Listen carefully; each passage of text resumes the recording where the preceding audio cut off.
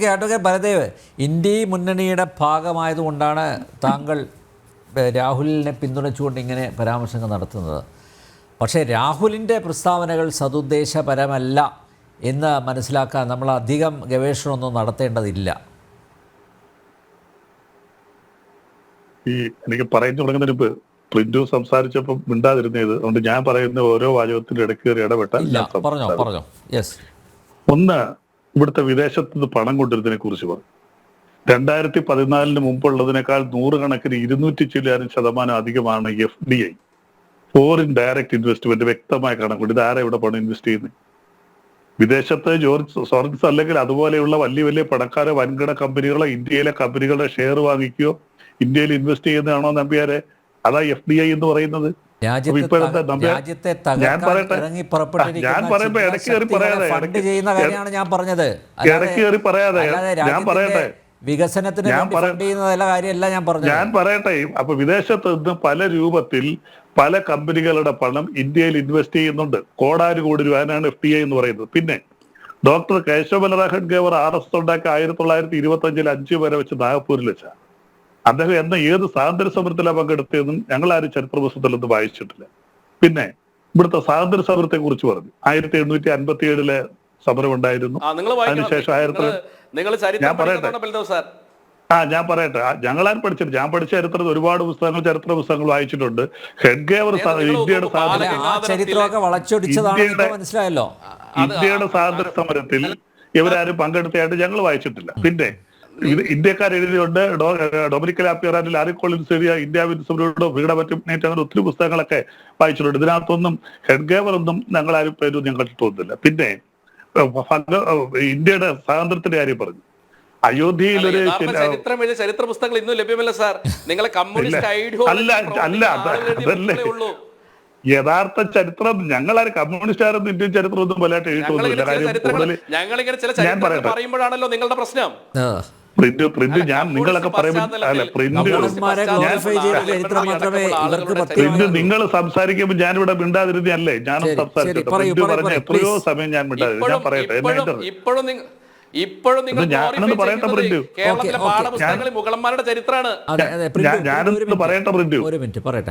ഇവിടെ ചരിത്രത്തെ കുറിച്ച് ഇവിടെ എന്തായാലും ചരിത്രം നല്ലപോലെ അറിയാവുന്നതുകൊണ്ട് ഞാനും കുറച്ച് ചരിത്രം പഠിച്ചാണ്. ചരിത്രം എഴുതിയതെല്ലാം ആരാ? നമ്മൾ ആരെങ്കിലും എഴുതിച്ചാണ്. ഓരോ കാലഘട്ടത്തിൽ രാജ്യം ഭരിക്കുമ്പോൾ അവരുടെ ഭരണകർത്താക്കളുമായി ബന്ധപ്പെട്ട എഴുതിയ ചരിത്രം അല്ലതാരും സൃഷ്ടിച്ചല്ല ചരിത്രം. മുഗൾമാർ ഭരിച്ചപ്പോൾ മുഗൾമാരുടെ കാലഘട്ടത്തിൽ ഉണ്ടായിരുന്നവരാണ് ചരിത്രം എഴുതി വെച്ചേക്കുന്നത്. അതാണ് നമ്മൾ വായിക്കുന്നത്. അല്ലാതെ പഴയ കാലത്തെ ചരിത്രം നമുക്ക് സ്വന്തമായിട്ട് സൃഷ്ടിക്കാൻ പറ്റുമോ? പറ്റത്തില്ല. പഴയകാല ചരിത്രം ആരൊക്കെ എഴുതി വെച്ചു, അത് ശരിയാണെന്ന് കുറച്ച് പേര് വിശ്വസിക്കുന്നു. അത് ഹിസ്റ്ററി എന്ന് പറഞ്ഞ വാക്കിന്റെ അർത്ഥം എന്തുവാ? An enquiry into the past എന്നാണ് ആ വാക്കിന്റെ അർത്ഥം. പഴയ കാലത്തെ കുറിച്ചുള്ള ഒരു അന്വേഷണം. നമുക്ക് പലരും തിരഞ്ഞെടുക്കാൻ പറ്റുമോ? ഭാവി കാലത്തെ കുറിച്ച് എന്തെങ്കിലും പറയാം, പ്രസന്റിനെ കുറിച്ച് പറയാം. ഓരോ കാലത്ത് ഇന്ത്യ അല്ലെങ്കിൽ ഒരു നാട്ടുരാജ്യം ഭരിച്ചിരുന്നപ്പോൾ അവിടെ ഉണ്ടായിരുന്ന ആരൊക്കെയോ അവരുടെ ഇഷ്ടം അനുസരിച്ച്, ശരിയും തെറ്റുമാകാം. ശരി, മുഗൾ രാജാക്കന്മാർ പലരും ഹിന്ദുക്കളെ ഒത്തിരി പുനരുദ്ധരിച്ചു എന്നൊക്കെ എഴുതി വെച്ചേക്കാം. പക്ഷെ അവരുടെ ഇഷ്ടമനുസരിച്ച് അവർ പറയുന്നതനുസരിച്ച് എഴുതി വെച്ചാൽ അല്ല. അന്ന് ചരിത്രം എഴുതാൻ അന്ന് ഇതാ കണക്ക് പ്രസ്സും ഹിസ്റ്ററി പുസ്തകങ്ങളൊന്നുമില്ല. താളിയോല ഗ്രന്ഥങ്ങളിലൊക്കെ എഴുതി വെച്ചാണ്. അതാണ് ചരിത്രം എന്ന് പറയുന്നത്. അതാണ് നമ്മൾ പഠിക്കുന്നത്. അതുകൊണ്ടാണ് BJP സ്വന്തമായിട്ടൊരു ചരിത്രം സൃഷ്ടിക്കാനായിട്ട് ശ്രമിക്കുന്നത്. ഇന്ത്യൻ സ്വാതന്ത്ര്യ സമരത്തിലും മറ്റു കാര്യങ്ങളിലൊക്കെ ഞങ്ങൾക്ക് ഹെഡ്ഗേവർ ഉൾപ്പെടെ ഉള്ളവർക്കും ഇന്ത്യൻ സ്വാതന്ത്ര്യ സമരത്തിന് ശേഷം സ്വാതന്ത്ര്യം കിട്ടിയതിനു ശേഷം ഇന്ത്യൻ ഭരണഘടനയെ കുറിച്ച് ഗോൾവക്കറുടെ ബെഞ്ച് ഓഫ് തോട്ട്സ്, അത് പുസ്തകമല്ല, അദ്ദേഹത്തിന്റെ പ്രസംഗങ്ങൾ പ്രസിദ്ധീകരിച്ച അതിനകത്തൊക്കെ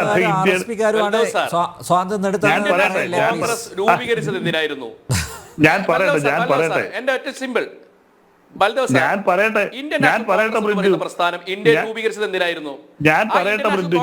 പ്രസ്ഥാനത്തിന്റെ പ്രാദേശിക ഘടകത്തിന്റെ പ്രസിഡന്റ് ആയിരുന്നു ഹെഡ്ഗേവർ. അപ്പൊ അദ്ദേഹം ഇന്ത്യൻ സ്വാതന്ത്ര്യ സമരത്തിൽ പങ്കെടുത്തില്ല എന്ന് പറയുന്നത് ലോജിക്ക് എന്താണ്? പ്രസ്ഥാനം ഇന്ത്യയിൽ ഭരണത്തിലല്ലോ. അപ്പൊ നിങ്ങൾ അത് യുക്തിപരമായി പറയൂ. ഞാൻ പറയട്ടെ പ്രിന്റു. ഡോക്ടർ കേശവ ഗേവനെ ഇന്ത്യയിൽ അറിയുന്നത് 1925 മഹാരാഷ്ട്രയിലെ നാഗപ്പൂരിലെ 5 പേരെ വെച്ച് RSS എന്ന സ്ഥാപനം തുടങ്ങി. ഇങ്ങനെയാണ് ഹെഡ്ഗേവറുടെ ചരിത്രം തുടങ്ങുന്നത്. അതിനു മുമ്പ് ചില വേറെ ഏതൊക്കെ പാർട്ടിയിലൊക്കെ പ്രവർത്തിച്ചിട്ടുണ്ടായിരിക്കാം. ഇന്ത്യൻ നാഷണൽ കോൺഗ്രസിന്റെ ചരിത്രത്തിൽ നിന്നും വരുന്ന നല്ലത്. പിന്നെ ഇവിടെ അയോധ്യയിൽ ഞാൻ പറയട്ടെ അയോധ്യയിൽ ശ്രീരാമക്ഷേത്രം പണിതത് പുതിയ സ്വാതന്ത്ര്യമായിട്ട് കാണണമെന്ന് പറഞ്ഞാൽ അത് എന്താ അതിനകത്തുള്ളൊരു വിരോധാഭാസം? അങ്ങേറ്റത്തിന് വിഡ്ഢിത്തരം എന്നല്ലേ അതിന് പറയേണ്ടത്. ലക്ഷക്കണക്കിന് ജനങ്ങൾ, അത് ഹിന്ദുവാകട്ടെ ക്രിസ്ത്യാനിയാകട്ടെ മുസ്ലിം ആകട്ടെ, അവരൊക്കെ മരിച്ചു വീണപ്പം മന്ദിരമല്ലായിരുന്നു സാർ, അധിനിവേശത്തിന്റെ മന്ദിരമല്ലായിരുന്നു ആയിക്കോട്ടെ. ഇത് നിക്ക് ഈ കേരളത്തിൽ ഞാൻ പറയട്ടെ പ്രിന്റ്, ഇടയ്ക്കിടെ പ്രിന്റ് ക്ഷമിച്ചിരിക്കും. ഇന്ത്യക്കാരെ നന്നാക്കാനായിരുന്നോ? ഞാൻ പറയട്ടെ പ്രിന്റ്, ഇവിടെ അധിനിവേശം പറയുന്നു. കേരളത്തിലെ ഏറ്റവും വലിയ ക്ഷേത്രം ശബരിമല ക്ഷേത്രം. ആരുടെ ക്ഷേത്രം പ്രിന്റ്? അത് ഒറ്റ വാക്കിൽ ഉത്തരം പറ. ഈ ശബരിമല ക്ഷേത്രം ആരുടെ ക്ഷേത്രമാണ്? പറ. അതിനുശേഷം ഞാൻ മറുപടി പറഞ്ഞോളൂ. പ്രിന്റ് പറ. ശബരിമല ക്ഷേത്രം പിന്നെന്ത് പറയുന്നത്? ബാബർ ഇവിടെ വന്ന് ക്ഷേത്രം പിടിച്ചെന്നല്ലേ പറയുന്നത്? വലിയ ബന്ധമുണ്ട്. കേരളത്തിലെ ഹിന്ദുക്കളും ബി ജെ പിക്കാരും വിശ്വ പരിഷത്തുകാരും അഭിമാനത്തോടെ ഞാൻ പറയട്ടെ അല്ല, അതല്ലയോ യഥാർത്ഥം പറയുമ്പോ നിങ്ങൾ പറയും. ഞാൻ പറയട്ടെ ഇങ്ങനെയുള്ള രീതിയിലേക്ക് ചർച്ച വന്നു.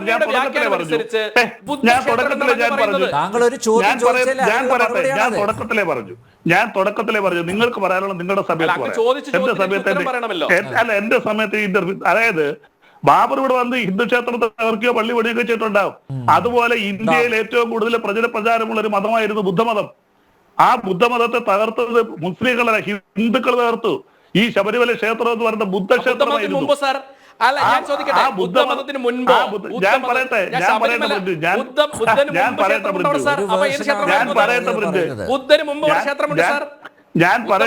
ഞാനൊന്ന് പറഞ്ഞോട്ടെ. ആ ബുദ്ധക്ഷേത്രം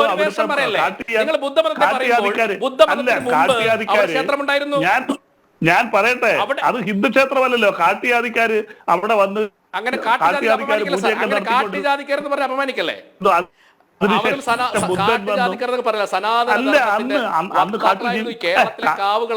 കാട്ടിൽ ജീവിക്കുന്നവരെ അന്നത്തെ കാലത്ത് ഇല്ല. അതായിക്കോട്ടെ, ഞാൻ പറയട്ടെ പൃഥ്വിന് എന്താ ക്ഷമയില്ലാത്തത്? പൃഥ്വിന്റെ അവസരത്തിൽ ഒരു പറയൂ. അപ്പൊ അതുകൊണ്ട് ഇത് ഇവിടെ വന്ന് ശ്രീരാമക്ഷേത്രം പണിഞ്ഞപ്പോഴാണ് ഇന്ത്യ യഥാർത്ഥത്തിൽ സ്വതന്ത്രമായെന്ന് പറഞ്ഞാൽ ഇത്രയും വലിയൊരു വിരോധാഭാസം, ഇത്രയും വലിയൊരു പരിഹാസ്യം, ഇത്രയും പൊട്ടിച്ചിരിക്കാൻ തോന്നുന്നു ചിലപ്പോഴൊക്കെ. ഇങ്ങനെ ഈ ലോകത്താരെങ്കിലും പറയൂ ഒരു ക്ഷേത്രം പണിഞ്ഞപ്പോഴാണ് ഇന്ത്യക്ക് യഥാർത്ഥ സ്വാതന്ത്ര്യം കിട്ടിയെന്ന് പറഞ്ഞാൽ അതിനെ അങ്ങ് അംഗീകരിച്ചു കൊടുക്കാൻ പറ്റും ആരെങ്കിലും, ഏതെങ്കിലും ഒരു കുഞ്ഞുങ്ങൾ? പിന്നെ RSS എന്ന് പറയുന്ന അന്ധമായ ഒരു രാമജന്മഭൂമിയാണ് സാർ അത്. ഒരു കേവലം ഒരു ക്ഷേത്രമായിട്ട് നിങ്ങൾ അതിനെ കാണല്ലേ? ശ്രീരാമന്റെ പേര് പഠിച്ചേക്കുന്ന ഒരു ക്ഷേത്രത്തിന്റെ ശ്രീരാമ ക്ഷേത്രം എന്ന് പറഞ്ഞാൽ പോരെ? ഈ രാജ്യത്തിൽ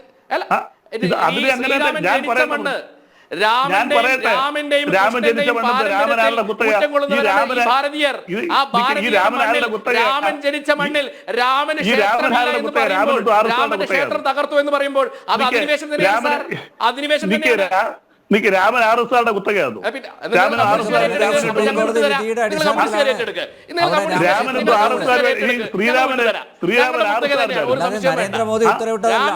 രാമൻ ഈ നാടിന്റെ ആത്മതത്വമാണ് സാർ. ഇപ്പൊ ശ്രീരാമൻ RSSകാരനായിരുന്നു. ശ്രീരാമന് ഏത് പുസ്തകത്തിൽ പറഞ്ഞേക്കുന്നത് ശ്രീരാമൻ RSSകാരനായിരുന്നു? രാമായണം എഴുതിയത് RSSകാരൻ എഴുത്തച്ഛൻ. ഞാനൊന്ന് പറയട്ടെ ശ്രീരാമ പിന്നെ ഞാൻ പറയട്ടെ നമ്പ്യാരെ ഇങ്ങനെ ചർച്ച ചെയ്യുന്നത് അതുകൊണ്ട് ഞാൻ ഈ ചർച്ച ചെയ്ത് പിന്മാറും. ഒരു മിനിറ്റ് അതേ പോയി. ഓക്കെ, ഇങ്ങനെ പ്രകോപിതനായിട്ട് പറഞ്ഞിട്ട് കാര്യമില്ല. അദ്ദേഹം തന്നെ ചോദ്യം ചോദിക്കുകയും ചെയ്യും, അതിന് ഉത്തരം നൽകേണ്ട ഉത്തരവാദിത്വം ഉണ്ടല്ലോ.